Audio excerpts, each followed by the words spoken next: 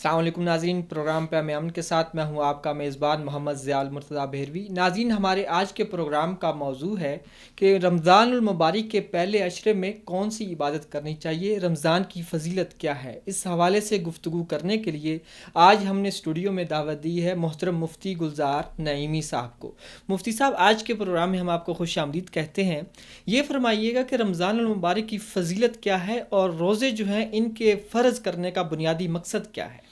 بسم اللہ الرحمن الرحیم۔ بھیروی صاحب بہت شکریہ، بہت خوبصورت موضوع اور رمضان المبارک کے حوالے سے گفتگو جو ہے سعادت کی بات ہے۔ اللہ سبحانہ و تعالیٰ نے قرآن مجید میں ارشاد فرمایا ہے، یا ایھا الذین آمنوا کتب علیکم الصیام کما کتب علی الذین من قبلکم لعلکم تتقون، کہ اے اہل ایمان تم پر روزے فرض کیے گئے ہیں جیسا کہ تم سے پہلوں پر فرض تھے تاکہ تم تقوی اختیار کر لو۔ تو اس آیہ مبارکہ میں جہاں اللہ سبحانہ و تعالیٰ نے روزے کی فرضیت کا حکم ارشاد فرمایا ہے، وہاں پہ بریفلی اس کی ہسٹری کو بھی جو ہے وہ بیان کر دیا گیا کہ یہ کوئی تمہیں پر فرض نہیں تھے، تم سے پہلے امتوں پر بھی جو ہے وہ فرض کیے گئے ہیں، جتنی انبیاء کی امتیں تھی سب پر۔ انبیاء کرام کی جتنے بھی آسمانی مذاہب ہیں، ان کی جو امتیں آنے والی تھیں، مختلف انبیاء اور مختلف رسل کی، تو ان پر بھی روزے جو ہے وہ فرض کیے گئے اور اس کی وجہ بیان کر دی، ریزن کہ اس کی فرضیت کیوں ہوئی ہے۔ اللہ سبحانہ فرمایا لعلکم تتقون، تاکہ تم تقوی اختیار کر لو۔ تقوی ایک بڑی دولت کا نام ہے جو کسی مومن کا سب سے بڑا زیور ہو سکتی ہے، جو کسی مومن کے لیے ایک بڑا اعلیٰ مقام ہو سکتا ہے، کہ یہ وہ پسندیدہ لوگ ہوتے ہیں اللہ سبحانہ و تعالیٰ کے، کہ جو حرام کو چھوڑتے ہیں، حلال کی طرف راغب ہوتے ہیں، جو غلط کو چھوڑ کر جو ہے وہ راستی کی طرف آتے ہیں، درست چیز کی طرف آتے ہیں، اور پھر اللہ سبحانہ و تعالیٰ نے جن چیزوں کو منع کیا ہے ان سے رک جاتے ہیں، اور جن چیزوں کو کرنے کا حکم دیا ہے ان کو کرتے ہیں۔ امر بالمعروف اور نہی عن المنکر کا جو ایک بہت بڑا فریضہ ہے، یہ اہل تقوی لوگ جو ہیں وہ اس کو سر انجام دیتے ہیں، یہ مقربین خدا میں شامل ہوتے ہیں۔ تقوی ایک ایسی دولت ہے کہ جو بالکل انمول دولت ہے، اس لیے اللہ سبحانہ و تعالیٰ نے اس بہت ہی خاص قسم کی عبادت کو ریلیٹ کیا ہے تقوی کے ساتھ، کہ اگر تم روزہ رکھو گے تو اللہ سبحانہ و تعالیٰ تمہیں دولت تقوی جو ہے وہ عطا فرمائے گی۔ رسول اللہ صلی اللہ علیہ وآلہ وسلم نے اس ماہ مکرم کی جو فضیلت ہے، اس ماہ مکرم کا جو اعزاز ہے اور اس ماہ مکرم کی جو تکریم ہے، وہ بہت ہی اعلیٰ انداز میں جو ہے وہ بیان فرمائی ہے۔ صحابہ کرام کے ایک جم گٹے میں اور اجتماع میں آپ نے صحابہ کو مخاطب ہو کر فرمایا کہ تمہیں پتہ ہے کہ تم پر کون سا مہینہ جو ہے وہ سایہ افکن ہونے والا ہے، تم کس مہینے کا استقبال کرنے جا رہے ہو اور کون سا مہینہ تمہارا استقبال کرنے جا رہا ہے۔ تو آپ صلی اللہ علیہ وآلہ وسلم نے جب اس کی فضیلت بیان کی تو آپ صلی اللہ علیہ وآلہ وسلم نے فرمایا کہ یہ وہ مہینہ ہے کہ اولہ رحمت اوسطہ مغفرۃ وآخرہ عتق من النار، کہ اس کا پہلا جو عشرہ ہے وہ رحمت کا ہے، دوسرا عشرہ مغفرت کا ہے، اور تیسرا عشرہ جہنم سے آزادی کا عشرہ ہے۔ اب صلی اللہ علیہ وآلہ وسلم نے ارشاد فرمایا کہ یہ وہ ماہ مکرم ہے کہ اللہ نے اس کو اعزاز عطا فرمایا ہے کہ جب اس کی پہلی رات جو ہے وہ آتی ہے، یعنی آپ ماہ رمضان المبارک میں داخل ہوتے ہیں، اور رمضان المبارک کا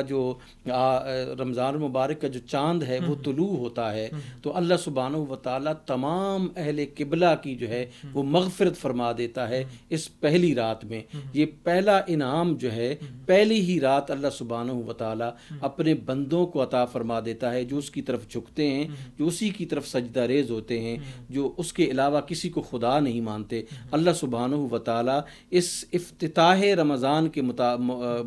موقع پر جو ہے وہ اہل قبلہ کی مغفرت فرما دیتا ہے۔ تو یہ بہت بڑا ماہ مکرم ہے جس کا ہم استقبال کرنے کے لیے جا رہے ہیں۔ مفتی صاحب، آپ جیسے فرما رہے ہیں کہ پہلی رات کو تمام اہل قبلہ کی مغفرت ہو جاتی ہے، تو کیا یہ حکم جو ہے زندوں کے لیے ہے یا جو وفات پا چکے ہیں ان کے لیے بھی ہے؟ دیکھیے جب ہم مغفرت کی بات کرتے ہیں تو ہمارے ہاں ایک بہت ہی عجیب کنسیپٹ ہے کہ مغفرت جو ہے وہ صرف اور صرف مردوں کی ہوتی ہے یا جو دنیا سے چلے جاتے ہیں وہ ہوتی ہے. یہ مغفرت جو ہے وہ زندہ کی بھی ہوتی ہے, دنیا سے چلے جانے والوں کی بھی ہوتی ہے, اور ابھی تک جو دنیا میں نہیں آئے ان کی بھی ہوتی ہے. اب دیکھیں قرآن مجید میں اللہ سبحانہ و تعالیٰ نے جو بڑی مشہور آیہ مبارکہ ہے جس کو ہم ہر روز 5 وقت نماز میں جو ہے وہ پڑھتے ہیں, رب اجعلنی مقیم الصلاۃ ومن ذریتی ربنا وتقبل دعا ربنا اغفر لی, اے اللہ میری مغفرت فرما, ولوالدیہ میرے والدین کی مغفرت فرما, وللمؤمنین یوم یقوم الحساب اور یوم حساب تک آنے والے مومنین کی مغفرت فرما. میں خود زندہ ہوں, اپنے لیے مغفرت طلب کر رہا ہوں, میرے والدین زندہ ہیں, میں ان کے لیے مغفرت طلب کر رہا ہوں, میرے تمام دوست احباب اور مومنین زندہ ہیں, میں ان کے لیے مغفرت طلب کر رہا ہوں. تو یہ مغفرت کو صرف اور صرف جو ہے وہ اس دنیا سے جانے والوں کے ساتھ خاص کر دینا, یہ ہمارے یعنی یہ ایک نیرو کنسیپٹ ہے. یہ رحمت کا اور مغفرت کا جو کنسیپٹ ہے یہ بڑا وسیع ہے جو زندوں مردوں سب کے لیے جو ہے وہ ہے. اچھا یہ فرمائیں, یہ جو پہلا عشرہ جو ہے یہ رحمت کا جو عشرہ آپ نے بیان فرمایا, اس میں کوئی خاص قسم کی عبادت, کوئی خاص قسم کے وظائف یا کوئی خاص قسم کی تلاوت جو ہے وہ کی جاتی ہے, یا جو روٹین عبادت ہے وہی ہوتی ہے؟ دیکھیں اس میں جو لوگ یعنی جو مسالک میں کہوں گا کہ وہ تراویح, نماز تراویح جو ہے وہ ادا کرتے ہیں. نماز تراویح ایک بہت بڑی عبادت ہے اور 20 رکعتیں جو ہے وہ ایک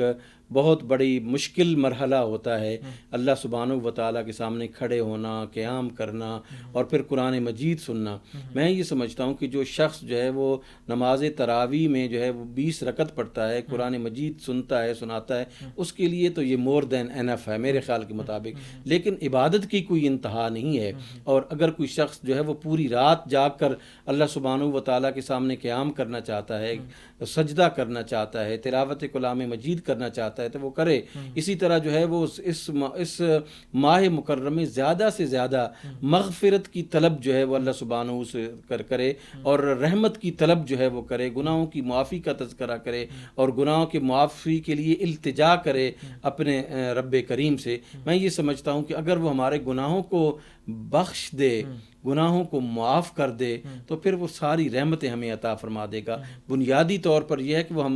ہم سے اپنی ناراضگی جو ہے وہ ختم کر دے, جس کو ہم نے اپنے گناہوں کی وجہ سے ناراض کر لیا ہے. تو میں یہ سمجھتا ہوں کہ یہ جو قرب ہے اللہ سبحانہ و تعالیٰ کا, یہ جس ذریعے سے بھی انسان حاصل کر لے اس رمضان المبارک میں اللہ عطا فرما دیتا ہے. مفتی صاحب یہ بتائیے کہ رمضان المبارک کے آغاز ہوتے ہی شیاطین جکڑ دیے جاتے ہیں. جب شیاطین جکڑ دیے جاتے ہیں تو اس کے بعد جو ہم انسان ہیں وہ پھر بھی گناہ جو ہے وہ جاری رکھتے ہیں, ان کا جو ایک معمول ہوتا ہے وہ جاری رہتا ہے.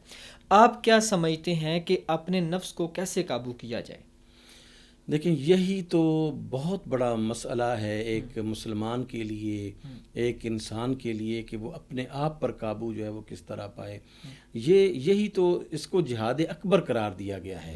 رسول اکرم صلی اللہ علیہ وآلہ وسلم کی مبارک زبان سے اپنے نفس کے خلاف جہاد کرنا جو ہے وہ یہ جہاد اکبر جو ہے وہ قرار دیا گیا ہے. یہی تو پریکٹس ہے جو رمضان المبارک میں روزے کی صورت میں کروائی جاتی ہے, کہ وہ حلال چیز جو تمہارے سامنے پڑی ہے اور عمومی دنوں میں تم کھاتے ہوئے جو ہے وہ اس کا کوئی گناہ نہیں ہے, پیتے ہوئے اس کا کوئی گناہ نہیں ہے, لیکن اگر دن کے وقت تم کچھ کھاؤ گے پیو گے تو تمہیں گناہ کبیرہ کا مرتکب جو ہے وہ قرار دیا جائے گا. تو یہ نفس کی جو ٹریننگ ہے, اس ٹریننگ کو ہمیں مد نظر رکھنا چاہیے. جو انسان ایک گناہ کا ہیبیچول ہو جاتا ہے تو اس کے بعد اس کو اپنے نفس پر قابو پانا جو ہے وہ بڑا مشکل ہو جاتا ہے. میں یہ سمجھتا ہوں کہ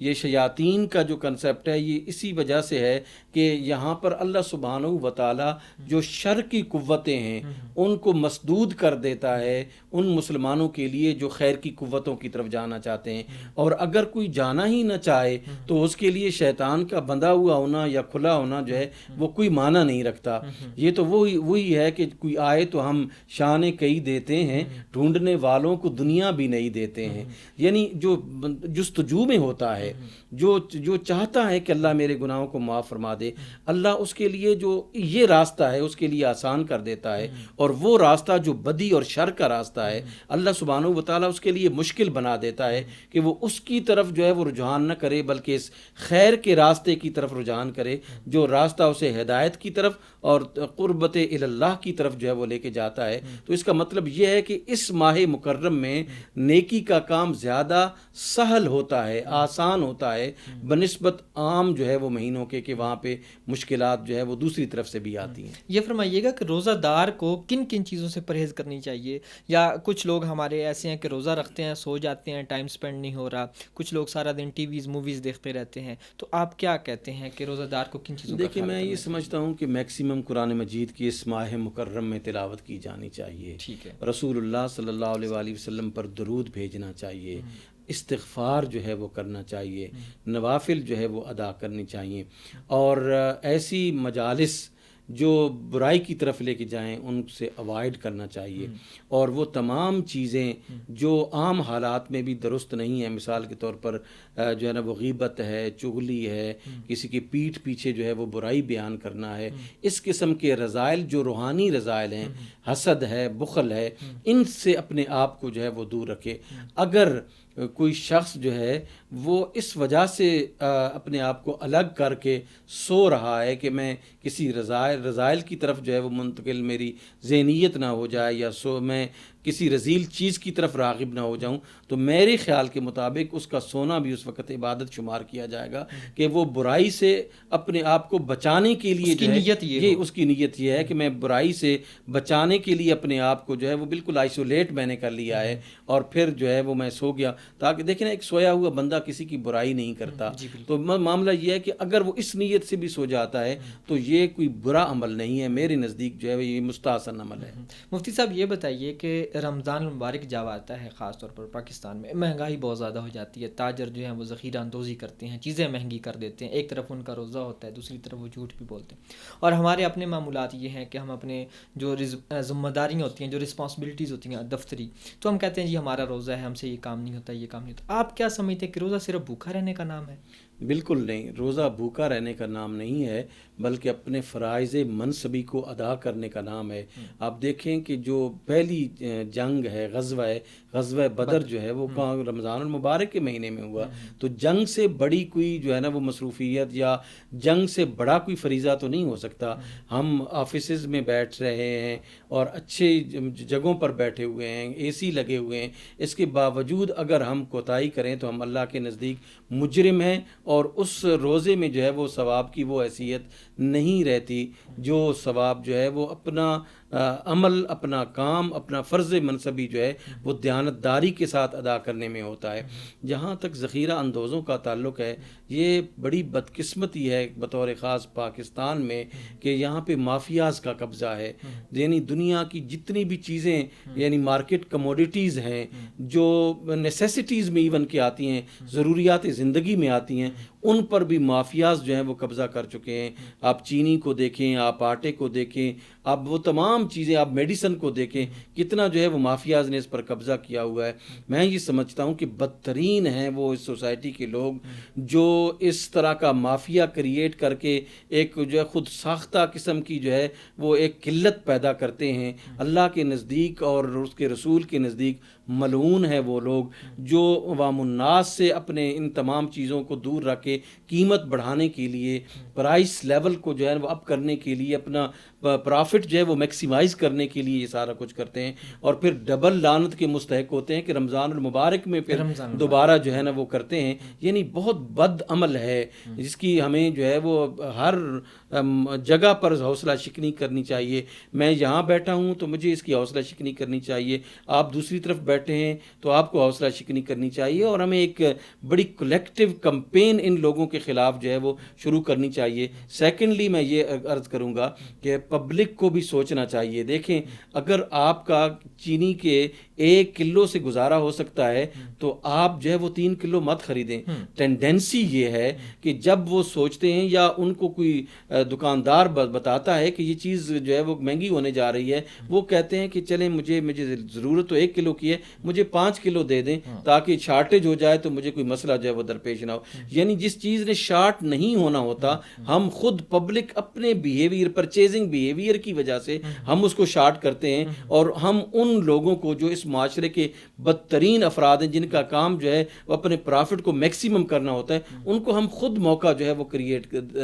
موقع کریٹ کرتے ہیں اور اس موقع سے وہ فائدہ اٹھاتے ہیں. بشر حافی رحمۃ اللہ تعالی علیہ سے جو ہے نا وہ کسی نے آ کر ایسے شکایت کی کہ بازار میں گوشت جو ہے وہ بڑا قیمتی اور بڑا جو ہے وہ کیا کہتے ہیں یعنی مہنگا ہو گیا ہے. تو آپ نے فرمایا مہنگا ہو گیا تو اس کو سستا کر دیں آپ.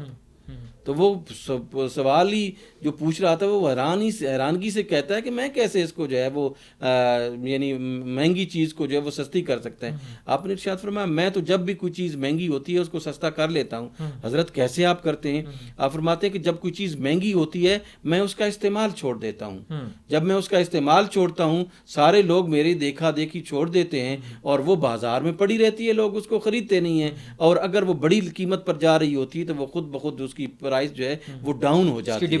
ڈیمانڈ جو ہے وہ کم ہو جاتی ہے. ہم اگر یہ سوچ لیں, یہ اپنے اندر جذبہ پیدا کر لیں کہ ایک چیز مہنگی ہونی جا رہی ہے, ہم اس کو استعمال نہیں کریں. لیکن چینی کے استعمال پر تو انسان کی زندگی کا دار و مدار نہیں ہے, بالکل ایسے. ٹھیک ہے نا جی. بہت ساری ایسی مارکیٹ کموڈیٹیز ہیں جو ہم لیورشلی یوز کرتے ہیں, ان کا جو ہے وہ زندگی بچانے پر جو ہے وہ یعنی کوئی یعنی اثر نہیں ہے. تو ان چیزوں کو ہمیں اپنے بیہیویئر سے ٹھیک کرنا چاہیے. ہم حکومتوں پر اعتراض کرتے ہیں, ہم جو ہے وہ یعنی مارکیٹ میں بیٹھے ہوئی قوتوں پر جو ہے وہ اعتراض کریں, ان کا بھی فرض ہے, حکومت کا بھی فرض ہے کہ وہ پرائس کو کنٹرول کریں, اور ایک تاجر کا بھی فرض ہے کہ وہ ایمانداری کے ساتھ جو اس کا پرافٹ جو ہے وہ اللہ رسول نے جائز قرار دیا ہے اس کو کریں. لیکن پبلک کا بھی تو فرض ہے نا کہ وہ ایسی شارٹیج اپنے عمل سے پیدا نہ کریں کہ کوئی آ کر جو ہے ایک ریمر چلا دیتا ہے کہ جی چیز مہنگی ہونے والی ہے, میں اسے میری ضرورت 2 کلو کی ہے, میں 10 کلو خرید لیتا ہوں, تو یہ میرے بیہیویئر نے اس چیز کو جو ہے وہ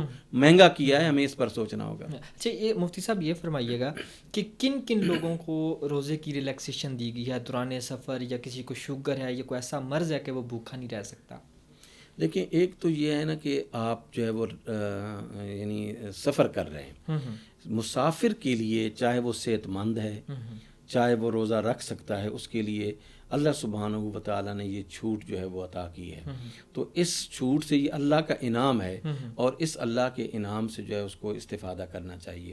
ٹھیک ہے جی. اور وہ لوگ جو ہیں جو روزہ رکھ سکتے ہیں ان کو روزہ جو ہے وہ کسی صورت میں بھی جائز نہیں ہے کہ وہ روزہ نہ رکھیں. لیکن وہ پیشنٹس, مثال کے طور پر کوئی ہارٹ پیشنٹ ہے, اس نے جو ہے وہ 3 ٹائم یا 2 ٹائم جو ہے میڈیسن لینی ہے, اور اگر وہ نہیں لیتا, ان ٹائم میڈیکیشن نہیں کرتا اپنے آپ کو, تو اس کی زندگی کا خطرہ ہے. اسی طرح اگر کسی شخص کا شوگر لیول اتنا ڈاؤن ہو جاتا ہے کہ اس کی جو ہے نا وہ زندگی اور موت کا مسئلہ بن جاتا ہے, تو اس شخص کو بھی جو ہے وہ روزہ رکھنے کی چھوٹ ہے. وہ روزہ پھر اگر دیکھیں بعض امراض وہ ہیں کہ جو بالکل ٹیمپریری ہوتی ہیں, ٹھیک ہو جاتی ہیں, ان میں پھر قضا ہوتی ہے. لیکن وہ امراض جو ٹھیک ہونے والی نہیں ہیں, مثال کے طور پر یہ ہارٹ کا جو مسئلہ ہے, شوگر کا جو مسئلہ ہے, تو یہ ٹھیک ہونے والی نہیں ہے. تو پھر ان لوگوں کو جو دائمی مریض ہیں ان لوگوں کو جو ہے وہ فدیہ دینا چاہیے, اور وہ 1 مسکین کا کھانا ہے, اور اس طرح جو ہے وہ اپنے روزوں کے فدیے کے طور پر جو ہے وہ چیزیں دیں گے تو ان کی طرف سے یہ روزہ ادا ہو جائے گا. لیکن اگر کوئی شخص مسافر ہے, تندرست ہے, یا مریض ہے, بعد میں وہ تندرست ہو گیا, تو پھر وہ ان روزوں کی قضا کرے گا. ٹھیک ہے. مفتی صاحب آخر میں یہ بتائیے گا کہ جو لوگ جان بوجھ کر روزہ چھوڑ دیتے ہیں, ترک کرتے ہیں, نہیں رکھتے, ان کے لیے کیا وعید ہے؟ دیکھیں وہ لوگ تو یعنی اللہ کے نزدیک بہت ہی ملعون لوگ ہیں جو کہ اللہ کے اس حکم کی جو ہے وہ جان بوجھ کر وائولیشن کرتے ہیں. اللہ سبحانہ و تعالیٰ کا یہ جو فریضہ ہے, اس فرض کو جو ہے وہ ادا کرنا اللہ سبحانہ و تعالیٰ نے لازم قرار دیا ہے, اور یہ یعنی اسلام کی توہین ہے کہ جو شخص جان بوجھ کر جو ہے وہ روزہ نہیں رکھ رہا, ایک بڑے گناہ کبیرہ کا جو ہے وہ ارتکاب کر رہا ہے. اللہ سبحانہ و تعالیٰ کبھی بھی ایسے شخص شخص پر نظر رحمت سے رجوع نہیں فرماتا، جو اس کے احکامات کو جو ہے بڑی بولڈلی جو ہے وائیولیٹ کرتا ہے. اور دیکھیں نا، ایک آپ کا بیہیویئر یہ ہے کہ آپ ایک اپنے آپ کو گناہ گار سمجھ کر کسی عذر کی بنیاد پر جو ہے وہ نہیں کر سکتے ہیں. ایک یہ ہے کہ آپ تندرست و توانا ہیں، اللہ کا حکم جو ہے وہ آپ نہیں مان رہے، اس کا مطلب یہ ہو کہ آپ اللہ کے مقابلے میں آ کے کھڑے ہو گئے ہیں. یعنی اللہ کے حکم کی ایک تو وائلیشن ہے جی، اللہ کے حکم کے مقابلے میں آ کر کھڑے ہو گئے. اس کا مطلب یہ ہوا کہ جس چیز کا اللہ نے حکم آپ کو ارشاد فرمایا ہے، آپ اس کی جو ہے وہ اپنی یعنی سینسیبلی جو ہے اس کو وائیولیٹ کر رہے ہیں. تو یہ اللہ کے مقابلے میں جو کھڑے ہوتے ہیں، اللہ انہیں کبھی بھی جو ہے وہ معاف نہیں فرماتا ہے. بہت شکریہ مفتی گلزار نعیمی صاحب، آج آپ نے ہمیں جوائن کیا. ناظرین، یہاں پر پروگرام کا وقت ختم ہوا چاہتا ہے، آپ سے اجازت چاہتے ہیں. ملیں گے ایک نئے پروگرام میں. اللہ حافظ.